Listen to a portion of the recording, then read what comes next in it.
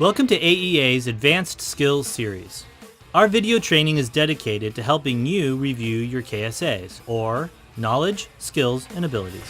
Today, we'll be performing a ZPD, or Zonal Pressure Diagnostic, as part of this property's energy audit. You'll need some prerequisite KSAs, including blower door, manometer, interpreting pressure readings, visual inspection with a smoke stick. But this video is only about ZPD. It's not just about getting through the usual tests. It's about training your eye to see the building as a system and how those systems interact. Zonal pressure diagnostics, ZPDs, have become an important tool for diagnosing indirect air leakage pathways in houses. ZPDs are used to identify and measure series leaks, or leaks that pass through several zones of the house.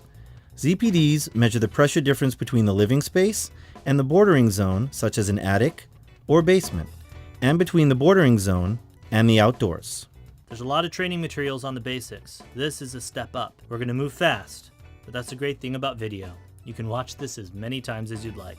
We're going to set the blower door up right now. Okay, let's do it. Here's our frame. First, match up our corners, fasteners right here. Just match those up.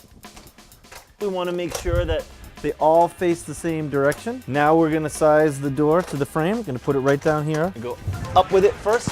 Stepping on the bottom to hold it in place. Tighten off the sides, pull this tight. Now that we have the cover on, we can put it in the door. Do any further tightening if you think it needs to be pushed up a little bit more. And then we just lock, these off. There's these little slits right there. Got two hoses for the manometer, one green, one red. We usually throw it 3 to 6 feet out of the way of the fan, so that way the fan doesn't blow on it, right? And then we'll pull that back through. Good. We can put the fan in. Now when you install this, what we want to do is we want to pull it up so it's off the ground. So you can use your foot sometimes to support it, and then you just follow your hand all the way around, Velcro it up. And that way it swings a little bit. Red tube, we're going to attach to the fan right there. There's a little tap right there. Now we're going to attach our fan controller. Plug the fan controller right into the fan right there. Now what we're going to do is hook up our hoses. This side of the manometer is the only side capable of registering CFM, so we always know that our fan or any instrument is going to be plugged in the right side of it. We've got two hoses hooked up here. One hose is in the A channel in the reference tap, so we're measuring the pressure in the house with reference to the outside. So this will measure our house pressure. This side is measuring our fan flow and fan pressure. We're going to turn it on. Put the light on for you. We're going to hit mode twice. That puts it in pascals, CFM 50. Our device, blower door 3, our configuration is open. Now we're going to baseline it. We use the baseline function because you can see there's a slight negative pressure between the house and the outside, or like -1. Baseline function is going to take an average every second and then set it to 0.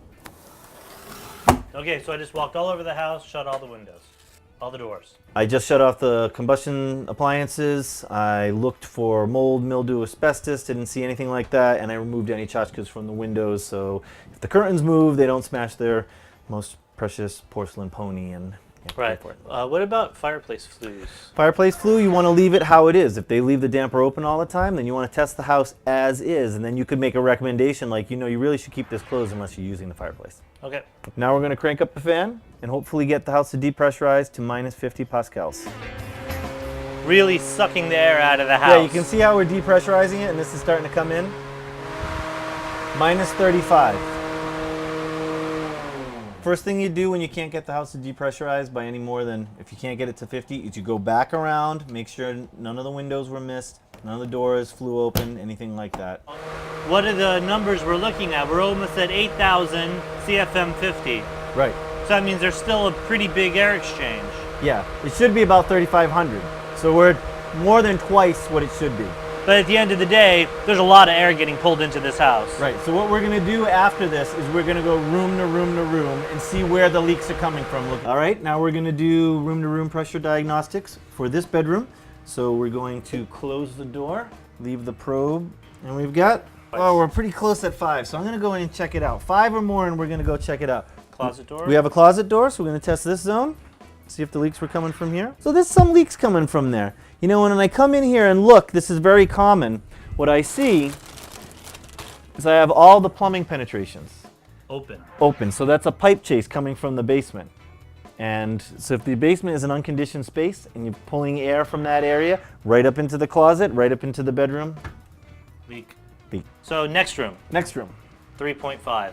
So that's well under 5. We're not too concerned with the leaks in this room. So we're not going to go investigate here. Let's try over here at the master bedroom. I see that I don't have any other doors, rooms with doors. So I'm going to take off my metal probe and we're going to attach our pressure pan. I noticed that there are many recessed lights. Recessed lights are notorious for leaking. They're not sealed up. They're usually exposed to the roof cavity. Yeah, they're usually running through an unconditioned space. We want to test them. 3.2. 3.2, not bad. Let's go check that one over there. 15.3. Big leak. What the hell is that? That's a classic plumbing penetration leak right there. You can see that there are spider webs there. 18. We know that's leaking. So you can see how there are cobwebs in there. You can see it vibrating. That's a good visual indicator that there are leaks. Can you check down there on that outlet? Got 13, 14 pascals. So this is a really leaky room. When we test this house and we see that all along the perimeter, we get about the same numbers, 10, 15 pascals from every single thing, then we know that it's a complete outside structural problem, that the exterior of the home is having some massive problems. And air is getting into all of the cavities, all the exterior wall cavities, then leading into the interior wall cavities, and we're reading the same number everywhere. It's not just one point in the house where the leaks are coming from. So anytime you do a blower door test and you're running around doing the room-to-room test, you want to come down into the basement and make sure that the rim joist is not leaking. You can notice that there are some spider webs up there, and you can see that they're all moving around. See how the air from the blower door? Yep. An area like this, you can't put a manometer probe in there. You can't put a pressure pan over it.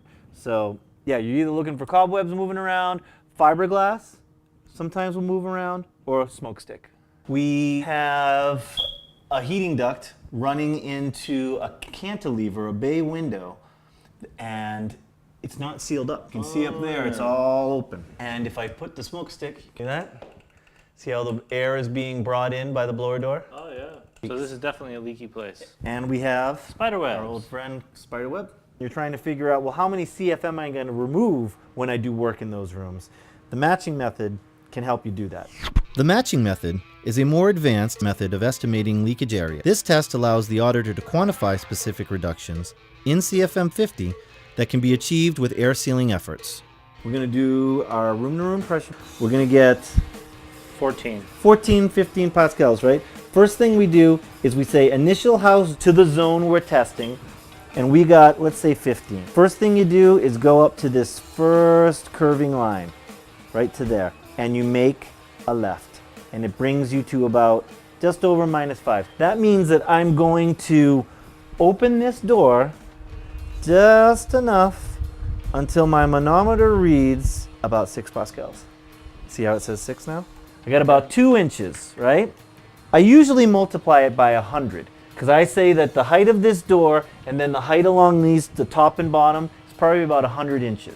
So, or 100. So 2 times 100 would give you 200. Remember that number. Go back to my chart. I was over here, right? Yep. I'm going to go back to where I started from here. I'm going to go up instead now to this second line and make a right and come all the way over. And I'm at between 4 and 5. We had 200 was our area. 5 times 200 is 1,000. So I can say that about 1,000 CFM 50 is Coming out of that room. coming out of this room. So if I were to seal off all those leaks, I could reduce my blower door number by about 1,000. We're going to do the matching method now on the master bedroom. And we have 13.4. 13. Let's go up to the first line. Move over. -5. -5. I'll open the door until the manometer reads 5. We've got about 3 inches times 100 would give us 300. So now we have 23. All the way over. 4.5. So 4.5 times 300, that's about 1,1400 leaks coming from here. So that really shows you where you should be concentrating. Right. And that's what this helps you do, is turn pascals into CFM, so that way when you're looking at your CFM reduction numbers, you can say, okay, I started out at 7,000. I'm going to remove about 1,000 from the attic, about 1,000 from the master bedroom. Now I'm down to 5,000. It helps you just quantify what your leakage reductions are going to be. We did a blower door test here. The house was running at about 7,000 CFM 50. And according to the building airflow standard, it should only be about 3,500 CFM 50, so we're twice over what it should be. When we see leaks like that, we need to go room to room with a manometer and see where those leaks are coming from. And we saw that when we went room to room, that some rooms were leaking more than others. And that's going to help guide the crew into what rooms they're going to do their air sealing work in.